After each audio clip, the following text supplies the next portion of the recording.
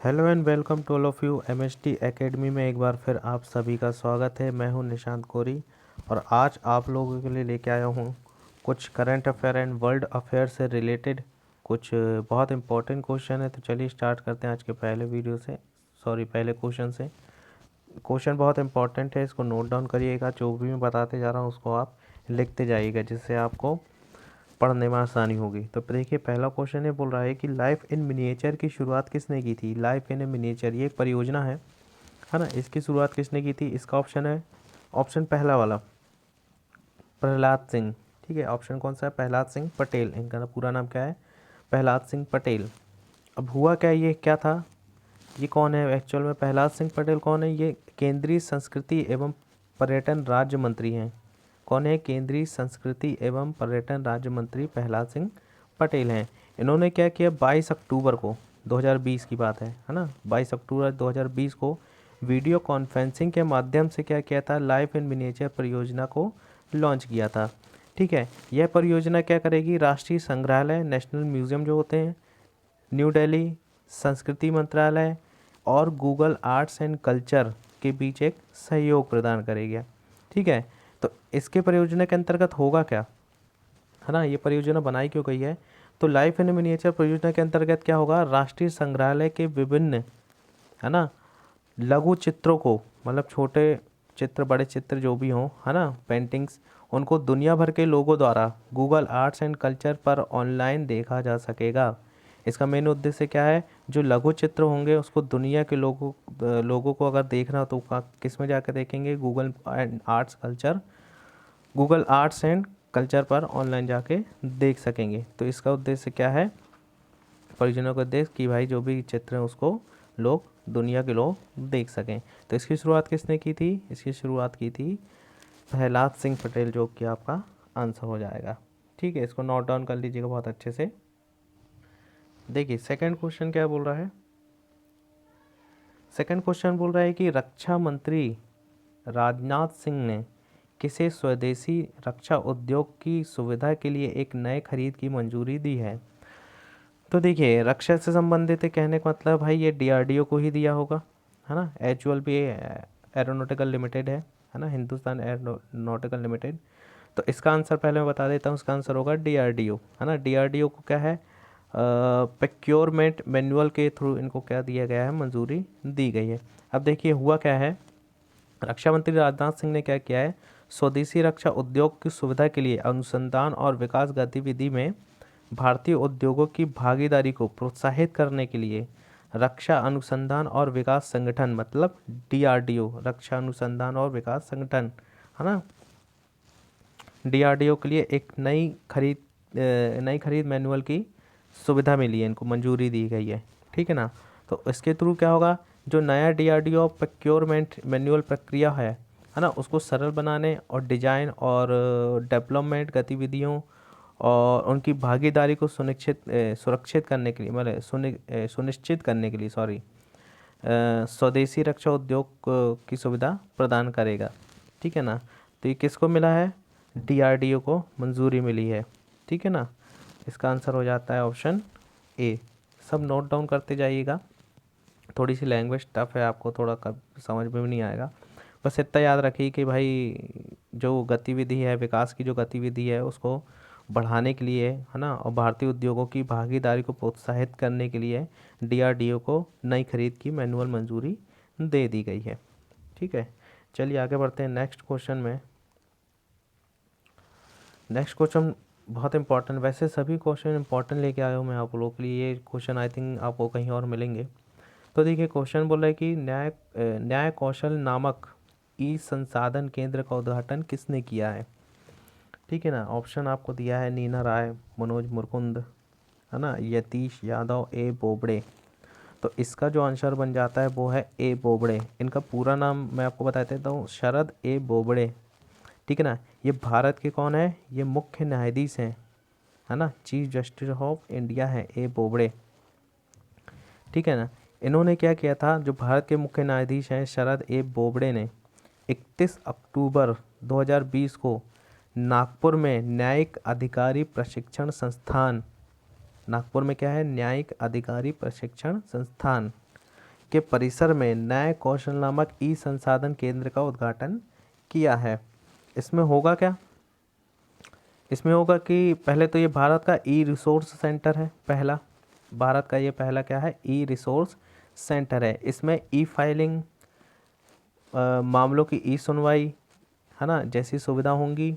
और केंद्र भारत के सर्वोच्च न्यायालय, उच्च न्यायालय और साथ ही देश भर में जितने भी जिला न्यायालय हैं और इनमें इनको क्या होगा, ऑनलाइन मामलों को दायर करने की सुविधा प्रदान करेगा क्या, ई संसाधन। ठीक है ना, ई संसाधन न्याय कौशल नामक जो ई संसाधन जो केंद्र है वो क्या करेगा, मतलब ऑनलाइन सुनवाई होगी, सीधी 100 की सीधी एक बात है कि भाई ऑनलाइन सुनवाई होगी, ई फाइलिंग भी उसी से हो जाएगी, सब ऑनलाइन होगा ये। ठीक है, तो इनकी शुरुआत किसने की है, शरद ए बोबड़े। शरद ए बोबड़े ये कौन है, भारत के मुख्य न्यायाधीश है। इनने कब किया था इसका उद्घाटन, 31 अक्टूबर 2020 को किया था। चलिए नेक्स्ट क्वेश्चन देखते हैं। प्रोजेक्ट 28 के तहत किस युद्धपोत को भारतीय नौसेना में शामिल किया गया है? देखिए वैसे तो सभी शामिल है, लेकिन अभी किसी के हाल ही में किसे शामिल किया गया है, ये शामिल किया गया है ऑप्शन सी INS कावारत्ती को। ठीक है ना, तो किसने शामिल किया है इसको, सेना प्रमुख जनरल जो है मनोज मुकुंद नरावने, है ना, इनके द्वारा 22 अक्टूबर 2020 को विशाखापट्टनम के नौसेना डॉकयार्ड में, याद रखिएगा कहाँ पे, विशाखापट्टनम के नौसेना डॉकयार्ड में INS कावारत्ती को भारतीय नौसेना में कमीशन प्रदान किया गया है ना, कमीशन मतलब प्रदान किया गया है। ठीक है, कहाँ पे किया गया है, विशाखापट्टनम के नौसेना डॉकयार्ड में। कब किया गया है, 22 अक्टूबर 2020 को। ठीक है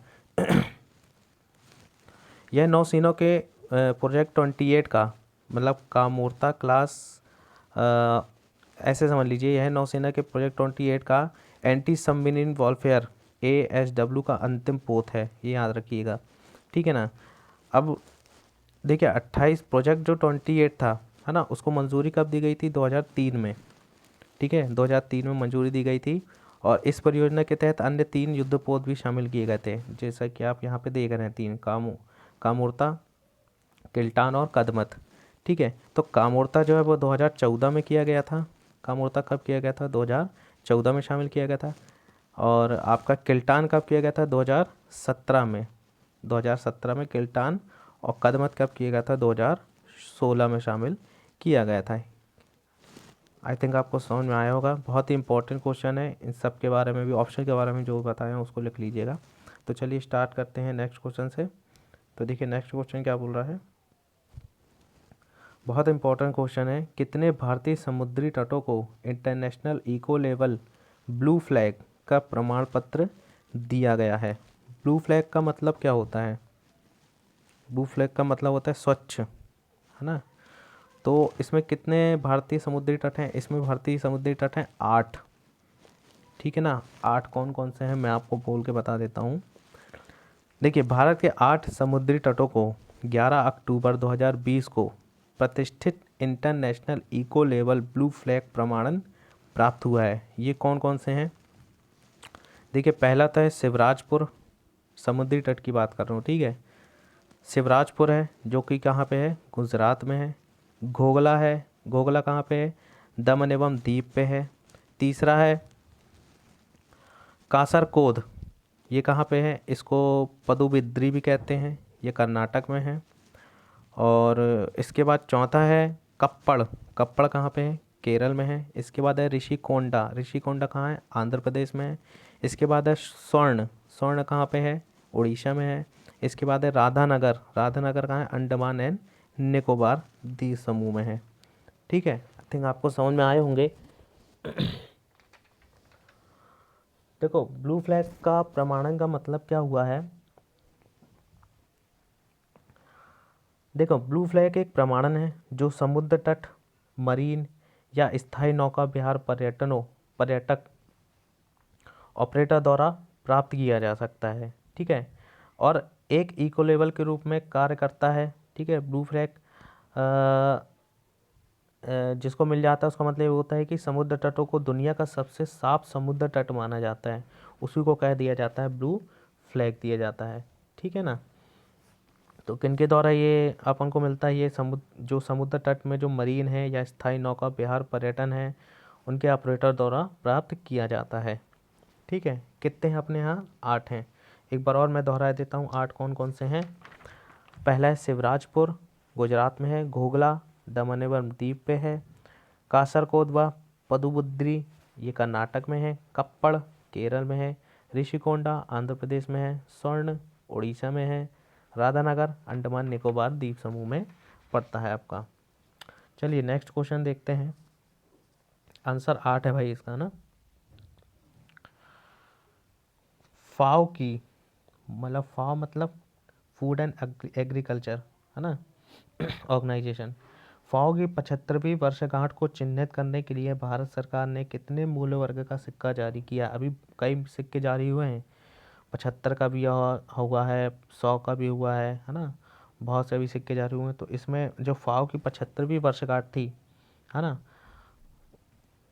उसमें कौन सा सिक्का जारी किया गया है? उसमें आपका सिक्का जारी किया गया है 75 रुपये का। 75 भी है, इससे याद रखिएगा 75 वर्ग मूल्य का। ऑप्शन कौन सा हो जाएगा? बी। तो देखिए क्या हुआ है इसमें, प्रधानमंत्री नरेंद्र मोदी ने 16 अक्टूबर 2020 को है ना खाद्य और संस्कृति खाद्य एवं कृषि संगठन फाओ फूड एंड एग्रीकल्चर ऑर्गेनाइजेशन है ना कि 75वीं वर्षगांठ को चिन्हित करने के लिए 75 वर्ग मूल्य का है ना मूल्य वर्ग का एक स्मारक सिक्का जारी किया गया है ना। स्मारक सिक्का का मतलब होता है वहाँ रखा गया है, खर्च करने को नहीं देंगे आपको। ठीक है ना। तो विश्व खाद्य दिवस को चिन्हित करने के लिए नरेंद्र मोदी ने 8 फसलों की 17 नए जैव विविधता वाली किस्मों को भी राष्ट्र को समर्पित किया है। कितनी किस्म? 8 फसलों की कितनी नई किस्में? 17 नई किस्मों को। ठीक है ना। तो इसका आंसर कितना क्या हो जाएगा? इसका आंसर हो जाएगा 75 मूल्य वर्ग का एक स्मारक सिक्का जारी किया गया है 75वीं वर्षगांठ पर। ठीक है ना, 16 अक्टूबर 2020 को। चलिए नेक्स्ट क्वेश्चन देखते हैं। किस देश को ISA मतलब इंटरनेशनल सोलर अलायंस के अध्यक्ष के रूप में फिर से निर्वाचित किया गया है ना? ऑप्शन है क्यूबा, फ्रांस, भारत, गुयाना। देखिए मैं इसको थोड़ा डिटेल में बता देता हूँ ना। इसका आंसर है, पहला तो है भारत। ठीक है ना, अपने इंडिया देश को क्या किया गया है? इंटरनेशनल ISA के अध्यक्ष के रूप में निर्वाचित किया गया है। देखिए हुआ क्या था, भारत और फ्रांस को 14 अक्टूबर को 2 वर्ष के कार्यकाल के लिए अंतर्राष्ट्रीय सौर संगठन मतलब इंटरनेशनल सोलर अलायंस के अध्यक्ष और सह अध्यक्ष के रूप में फिर से चुना गया है। अध्यक्ष कौन है इसमें? भारत है। सह अध्यक्ष कौन है? फ्रांस है। ठीक है, इसमें कन्फ्यूज़न मत होइएगा। अध्यक्ष कौन है? हमारा भारत है। और सह अध्यक्ष कौन हो जाएगा? हमारा फ्रांस हो जाएगा। और इसके बाद थोड़ा और अगर डिटेल में जाए तो ऐसा कह सकते हैं कि एशिया प्रशांत क्षेत्र के लिए फिजी और नाउरू के प्रतिनिधि, अफ्रीका क्षेत्र के लिए मॉरिशस और नाइजर, और यूरोप और अन्य क्षेत्र के लिए यूके और नीदरलैंड। ठीक है ना। तथा लैटिन अमेरिका और कैरिबियन क्षेत्र के लिए क्यूबा और गुयाना को उपाध्यक्ष पद ग्रहण किया गया है। क्या बोला मैंने? एशिया और प्रशांत क्षेत्र के लिए किसे चुना गया है? फिजी और नाउरू। ठीक है, फिजी और नाउरू को। अफ्रीका क्षेत्र के लिए किसे चुना गया है? मॉरिशस और नाइजर को। यूरोप और अन्य क्षेत्र के लिए किसे चुना गया है? यूके और नीदरलैंड को। लैटिन अमेरिका और कैरेबियन क्षेत्र के लिए किसे चुना गया? क्यूबा और गुयाना को उपाध्यक्ष के रूप में पद ग्रहण करवाया गया है। ठीक है, याद रखिएगा, मैंने इसको पूरा डिटेल में आपको बता दिया, लेकिन आपको ये याद रखना है कि हो सकता है क्वेश्चन और बन जाए कि एशिया प्रशांत क्षेत्र के लिए किन 2 देश को चुना गया है। तो आपको याद रखना है फिजी और नाउरू। अफ्रीका के लिए पूछ लेता तो मॉरिशस और नाइजर है ना, ऐसे करके आपको याद रखना है चीज़ें। चलिए नेक्स्ट क्वेश्चन देखते हैं। किसके सम्मान में 100 रुपये का एक विशेष स्मारक सिक्का जारी किया गया है? देखिए अभी 75 रुपये का जो सिक्का था वो किसके लिए था? फाओ के लिए, फूड एंड एग्रीकल्चर ऑर्गेनाइजेशन के लिए। अब 100 रुपये का सिक्का किसके लिए जारी किया गया? ये जारी किया गया है ऑप्शन ए विजया राजे सिंधिया के लिए। ठीक है ना, विजया राजे सिंधिया के लिए। तो हुआ क्या है इसमें, नरेंद्र मोदी जी ने 12 अक्टूबर 2020 को वीडियो कॉन्फ्रेंसिंग के माध्यम से राजमाता विजया राजे सिंधिया के सम्मान में 100 रुपये का एक विशेष स्मारक सिक्का जारी किया गया है ना। वित्त मंत्रालय द्वारा ढाले गए इस विशेष सिक्के को राजमाता विजय राजे सिंधिया की जन्म शताब्दी के उपलक्ष्य में जारी किया गया है, ठीक है ना। ये विजय राजे सिंधिया जो थी वो ग्वालियर की राजमाता के रूप में भी जानी जाती हैं और कई दशकों से जनसंघ की सक्रिय सदस्य भी हैं और इसके अतिरिक्त अगर बोला जाए तो बीजेपी की सह संस्थापक भी रही हैं ये, ठीक है। इसलिए इनके जन्मोत्सव के जन्म शताब्दी के उपलक्ष्य में कितने का सिक्का जारी किया गया है, 100 रुपये का सिक्का जारी किया गया है, ठीक है। देखिए नेक्स्ट क्वेश्चन क्या है, अमेरिका के मध्यस्थता वाली डील पर सहमति के बाद किसे अरब का तीसरा राष्ट्र बनाया गया है। बहुत इंपॉर्टेंट क्वेश्चन है। तो देखिए किसे बनाया गया है, इसमें पहला ऑप्शन आप टिक कर लीजिए, सूडान को क्या किया गया है, अरब का तीसरा राष्ट्र बनाया गया है। तो देखिए हुआ क्या था इसमें क्वेश्चन से समझ में आ रहा है कि अमेरिका ने मध्यस्थता की थी, है ना।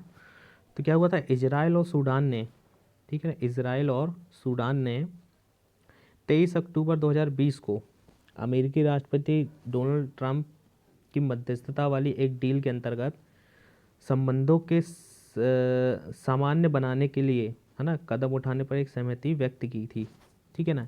इससे बहरीन और यूएई, है ना, यूनाइटेड स्टेट ऑफ अमीरात, है ना, के बाद, है ना, बहरीन और यूएई के बाद पिछले 2 महीनों में इजराइल को मान्यता देने वाला सूडान तीसरा अरब राष्ट्र बन गया है, ठीक है। इजराइल को मान्यता देने वाला सूडान तीसरा अरब राष्ट्र बन गया है ना। इसका आंसर क्या हो जाएगा, सूडान।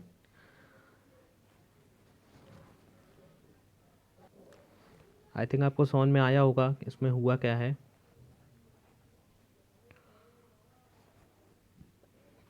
तो सूडान जो है वह क्या बना है, तीसरा राष्ट्र बन गया है।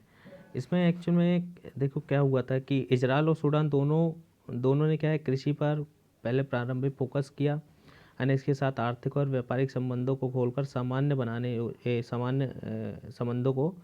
आर्थिक एवं व्यापारिक संबंधों को खोलकर सामान्य बनाने की योजना शुरू की है ना। तो इसमें क्या हुआ, इजराइल और सूडान ने 23 अक्टूबर को डोनाल्ड ट्रंप से सहमति व्यक्त की थी कि भाई आप इसमें हस्तक्षेप करो, इसमें हमको न्याय दिलाओ या जो भी है ना। तो उसके बाद इजराइल को मान्यता देने वाला जो सूडान है वो तीसरा राष्ट्र बन गया है, ठीक है ना। तो चलिए अब आपको मैं नेक्स्ट वीडियो में मिलता हूँ, आज के लिए इतना ही, है ना। बहुत ही इम्पोर्टेंट क्वेश्चन है, इसको ध्यान से पढ़ लीजिएगा और नोट डाउन करते रहिएगा जो भी मैं बताते जा रहा हूँ। मिलते हैं अब नेक्स्ट वीडियो में। Thank you so much. Video अच्छा लगा तो उसको सब्सक्राइब कर लीजिएगा, है ना, लोगों को शेयर कर दीजिएगा ताकि ज़्यादा से ज़्यादा लोगों तक ये वीडियो पहुँच सके। तो थैंक यू सो मच।